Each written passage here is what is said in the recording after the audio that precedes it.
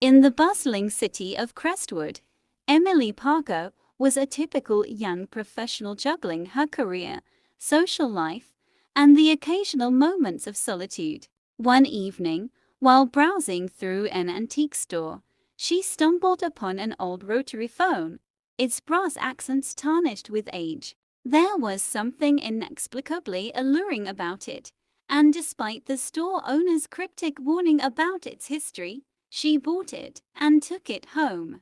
Emily placed the phone on a small table in her living room, its presence an unusual yet charming addition to her modern apartment. The first night passed without incident, but on the second night, the phone rang. Startled, she stared at it, wondering who would call such an old, disconnected device. Curiosity got the better of her, and she lifted the receiver to her ear. A chilling static filled the line, followed by a faint voice whispering her name.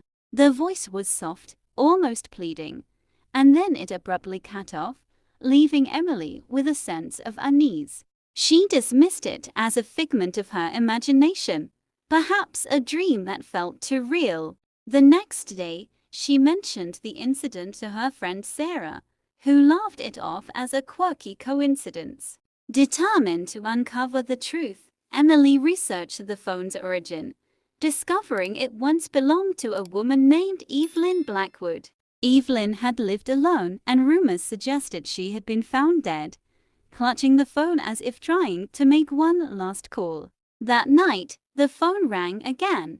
Emily answered, her heart pounding. This time, the voice was clearer, filled with sorrow and desperation. "Help me," it whispered, sending a shiver down her spine. The voice continued, describing a life of isolation and tragedy, and Emily realized it was Evelyn.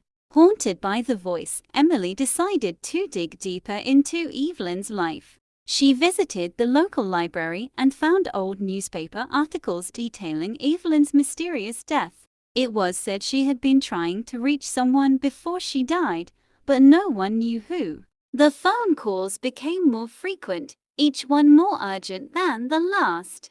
Emily could feel Evelyn's pain and fear, and it began to seep into her own life. One evening, while on a call with Sarah, the old phone rang simultaneously. Emily hesitated but answered, only to hear Evelyn's voice screaming for help. The connection between the two phones sent a jolt of fear through her, and she realized Evelyn's spirit was becoming more desperate. Sarah, hearing Emily's panic, rushed over to her apartment. Together, they decided to hold a SANCE, hoping to communicate with Evelyn and understand her plight. They gathered candles and a few personal items of Evelyn's they had found during their research. As they began, the room grew cold, and the phone rang once more. Emily answered, and this time, the voice was clear and strong. Evelyn revealed that she had been murdered, and her spirit was trapped, unable to find peace. She needed Emily's help to expose the truth and bring her killer to justice. Emily and Sarah, driven by empathy and a desire to help, delved into the old case files, piecing together clues that pointed to a neighbor who had coveted Evelyn's inheritance. They took their findings to the police, who reopened the case. The evidence was compelling, and soon the neighbor was arrested and charged with Evelyn's murder. The day he was taken into custody, the phone rang for the last time. Emily answered, and Evelyn's voice, now calm and at peace, thanked her. The static faded, and the line went dead. Emily kept the phone, a reminder of the connection she had formed with a restless spirit. She and Sarah remained close, bonded by their extraordinary experience. The haunted phone never rang again, but Emily couldn't bring herself to get rid of it. It stood as a testament to Evelyn's story, a bridge between the living and the dead.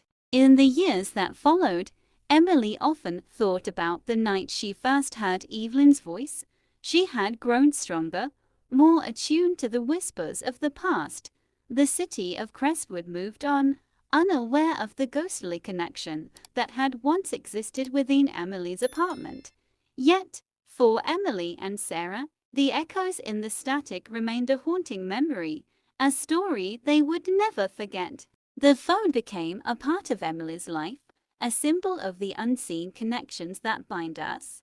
It served as a reminder that sometimes the past reaches out to us, seeking closure and justice.